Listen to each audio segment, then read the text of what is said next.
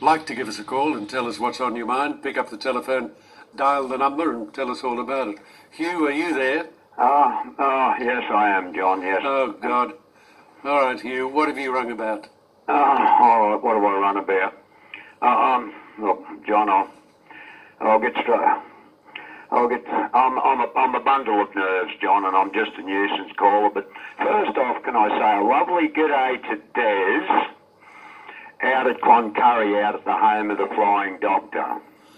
Yes, you can do that. Okay, right, I've done that because when Barnaby gets hold of me, I've been caught between Barnaby and Putin, and I think I'm going to wind up on one of the flying... Anyway, enough of the nonsense.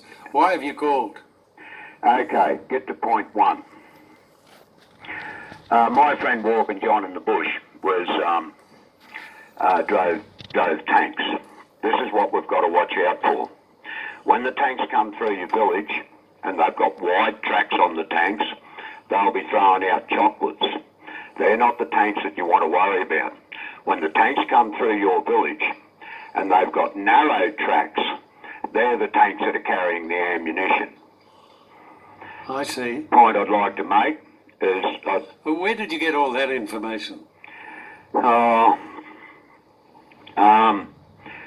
Living in the bush, living with hermits. We've all run away from something. What have you run away from? The world, John, the world. But the second point I'd like to make is I went through Kapuka in the army. And when I went through Kapuka in the army, I'd just like to pick up on this with Barnaby. Barnaby said you salute an officer to show him respect for the office.